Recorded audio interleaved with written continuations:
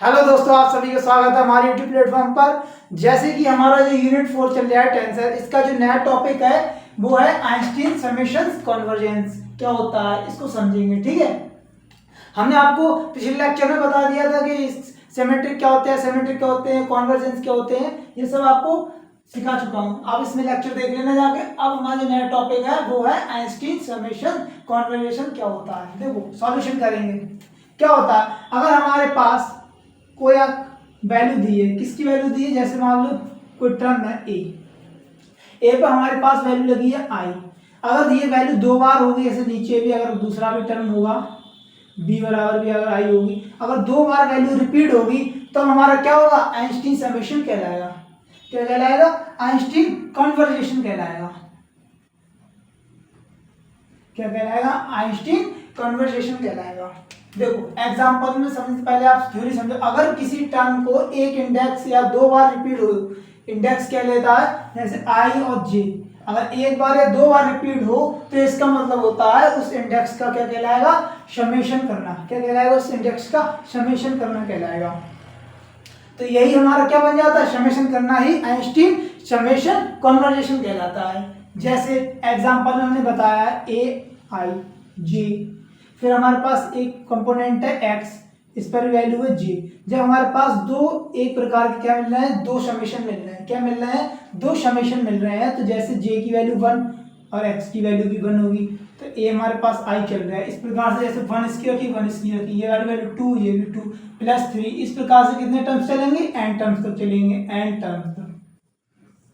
N terms तो होगी बात। अब फिर हमारे पास ये क्या हो जाएंगे, दो प्रकार के मिल रहे हैं। कितने, अगर हमारे पास कंपोनेंट दो प्रकार अगर रिपीटेड होगा तो हमारा क्या कहलाएगा, समेशन कहलाएगा। तो उसका क्या करेंगे, समेशन करेंगे। कैसे करेंगे, जैसे समझो, इसको हम लिख सकते हैं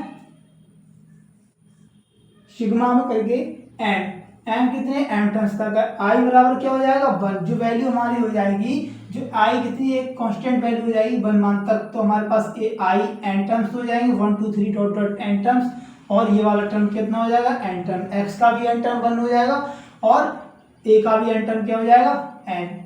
तो हमारे पास ये वैल्यू निकल के आएगी ए आई जे डॉट एक्स जे बराबर क्या हो जाएगा, ए आई एन एक्स एन। ये हमारे किस में हो जाते हैं, डॉट में हो जाते हैं। क्या हो जाते हैं, डॉट प्रोडक्ट के हिसाब से बन जाते हैं।